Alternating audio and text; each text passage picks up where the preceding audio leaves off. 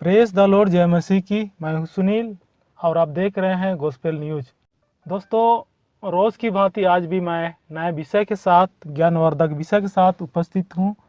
और आज का विषय है यीशु से चंगाई पाने के लिए कौन कौन से महत्वपूर्ण शर्तें हैं या महत्वपूर्ण बिंदु हैं। आज हम उन बिंदुओं पर बात करेंगे जिनको अगर हम पूरा करते हैं तो हमको यीशु मसीह से चंगाई मिल सकती है। क्योंकि जब तक हम उन जरूरी शर्तों को पूरा नहीं करेंगे, यीशु मसीह से हमको कभी चंगाई मिलने वाली नहीं है। अगर आप भी यीशु मसीह से चंगाई को प्राप्त करना चाहते हैं तो मेरे साथ बने रहिए और इस वीडियो को देखते रहिए और जानिए किस प्रकार से हम यीशु से चंगाई को प्राप्त कर सकते हैं।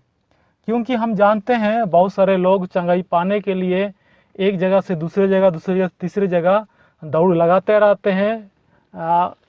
चंगाई पाने के लिए आज हम उसी चंगाई को अपने घर बैठे या अपने कलीसिया में रह करके किस प्रकार से प्राप्त कर सकते हैं, इसको हम सीखेंगे।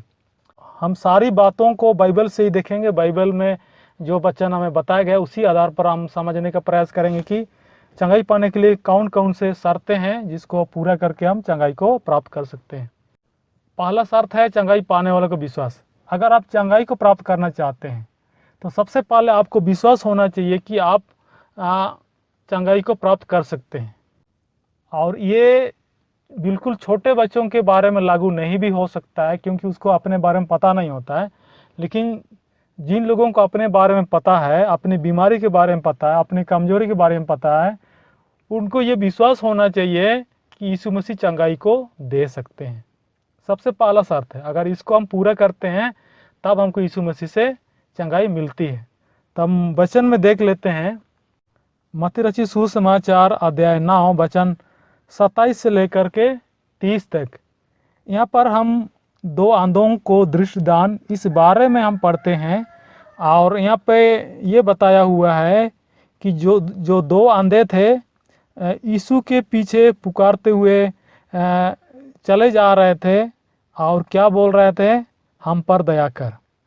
ये जो दो अंधे हैं यीशु मसीह से दया के लिए मांग कर रहे थे कि उन पर दया किया जाए। और जब वे दोनों अर्थात दो अंधे जब यीशु के पास पहुंचते हैं तो यीशु उनको पूछते हैं। 28 में हम देखते हैं, यीशु ने उनसे कहा, क्या तुम्हें विश्वास है कि मैं यह कर सकता हूं? तो यीशु मसीह उन दोनों से पूछता है, क्या तुम दोनों को विश्वास है कि मैं तुम्हारी आंखों को ठीक कर सकता हूं, कि तुम देखने लग जाओगे? तो उन्होंने उससे कहा, हाँ प्रभु।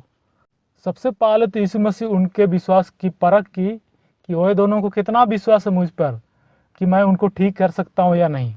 तो उन्होंने यीशु मसीह को जवाब दिया कि तू ठीक कर सकता है। और उसी समय यीशु ने उनके आंखों को छुआ और क्या बोला 29 में, तुम्हारे विश्वास के अनुसार तुम्हारे लिए हो।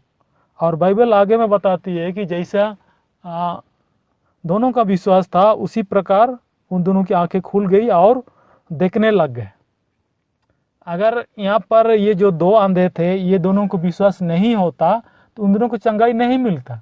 इसलिए यीशु मसीह सबसे पहले उनका विश्वास को परख लिया था कि दोनों को कितना विश्वास है। हमारे मामले में भी वही होता है। अगर हम यीशु से चंगाई को प्राप्त करना चाहते हैं तो यीशु मसीह हमारे विश्वास को भली भांति परखता है कि हमको विश्वास है कि नहीं है, यीशु मसीह चंगाई दे सकता है कि नहीं, इसको परख लेता है।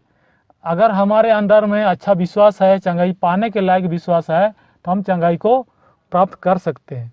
आपने देखा होगा कहीं सभा स्थल में एक प्रार्थना से कितने लोगों को चंगाई मिलती है और कितने लोगों को नहीं मिलती है। इसका कारण क्या है? जो लोग विश्वास करते हैं यीशु मसीह पर उनको चंगाई मिल जाती है, और जो लोग विश्वास नहीं करते हैं उनको चंगाई नहीं मिलती है। और अगला कारण है, अगला शर्त है पीड़ित लोगों के लिए दूसरों का विश्वास। क्योंकि जब हमारे परिवार में कोई भाई या कोई सदस्य बीमार है तो उनके ठीक होने का हम परिवार वालों का क्या विश्वास है? क्या हम परिवार वाले विश्वास कर रहे हैं कि ये जो बीमार है, ये जो मरीज है ठीक हो सकता है। इसका भी महत्वपूर्ण रोल रहता है, इसका भी महत्वपूर्ण देन रहता है कि परिवार वालों का विश्वास कैसा है, उस मरीज के प्रति ठीक हो सकता है या नहीं। इसके लिए भी हम वचन को पढ़ेंगे। वचन हम देखेंगे मत्ती रचित सुसमाचार उसका अध्याय 8 वचन 5 से 8। यहाँ पर लिखा हुआ है, जब वह कफरनहूम में आया तो एक सूबेदार ने उसके पास आकर उससे विनती की, हे प्रभु, मेरा सेवक घर में लकवा रोग से बहुत दुखी पड़ा है। उसने उससे कहा, मैं आकर उसे चंगा करूंगा। सूबेदार ने उत्तर दिया, हे प्रभु, मैं इस योग्य नहीं कि तू मेरी छत तले आए, परंतु केवल मुख से कहा दे तो मेरा सेवक चंगा हो जाएगा। जी हाँ, यहाँ पर एक सूबेदार का विश्वास। तो सबसे पहले तो यीशु मसीह के पास अपनी समस्याओं को रखा और बताया कि जो मेरा सेवक है घर में लकवा का रोगी है, चल फिर नहीं सकता है। तो यीशु मसीह जब ये बात को सुना तो यीशु मसीह बोला, क्या तू चाहता है कि मैं तुम्हारे घर आऊँ उसको चंगा करूँ? तो सूबेदार ने बोला, नहीं गुरु, ऐसा नहीं, नहीं प्रभु, ऐसा नहीं। तो सूबेदार ने उत्तर दिया, हे प्रभु, मैं इस योग्य नहीं कि मेरी छत तले तू आए, परंतु केवल मुख से कहा दे तो मेरा सेवक चंगा हो जाएगा। यहाँ पर सूबेदार का विश्वास है कि यीशु मसीह जहाँ भी है वहीं से कहा दे कि जा, तेरा सेवक चंगा हो गया, इस प्रकार बोल दे तो चंगाई को प्राप्त कर सकता है। ये सूबेदार का विश्वास है, क्योंकि हम जानते हैं यीशु मसीह सर्वव्यापी है, सर्वशक्तिमान है, सब जगह मौजूद है। इसलिए जरूर नहीं कि उसको उसके घर, सूबेदार के घर जाकर के उसके सेवा को चंगा करने की जरूरत पड़े। तो यही बात सूबेदार भी बोल रहा है कि आप यहीं से बोल दीजिए तो मेरा सेवक चंगा हो जाएगा। और यहाँ पर सूबेदार का यीशु को अपने घर नहीं बुलाने के पीछे भी और एक कारण हो सकता है, क्योंकि सूबेदार यीशु मसीह को ग्रहण नहीं किया होगा और इस कारण से यीशु मसीह को अपने घर बुलाना नहीं चाहता था और वो चाहता था कि यहीं से बोले और मेरा सेवक चंगा हो जाए। तो यहाँ पर हम देखते हैं कि एक पीड़ित व्यक्ति के पीछे दूसरे का भी विश्वास का होना जरूरी है। यहाँ पर सेवक तो उपलब्ध नहीं है कि उसको विश्वास करना पड़े, लेकिन यहाँ पर सूबेदार को विश्वास है कि उसका सेवक यीशु मसीह के कहने से ठीक हो जाएगा।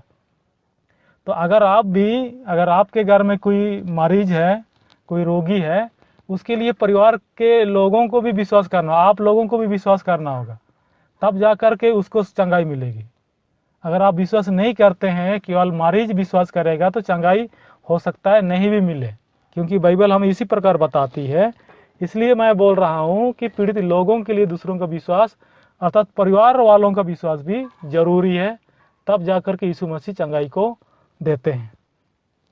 अब अगला और अंतिम शर्त है, बिंदु है, चंगाई देने के लिए अभिषिक्त का विश्वास।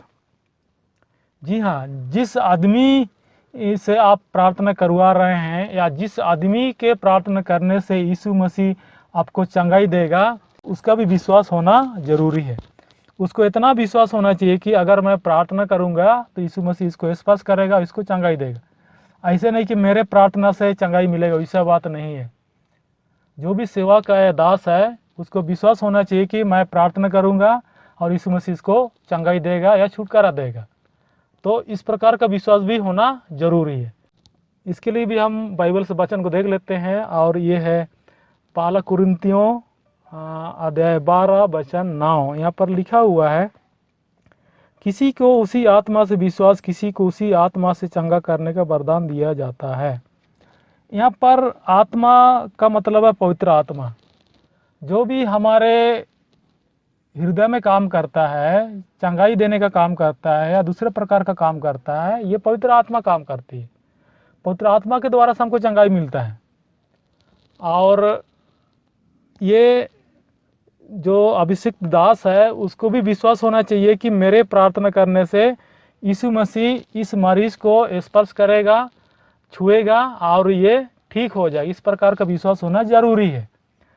अगर दास का विश्वास नहीं है तो चंगाई नहीं भी मिलती है।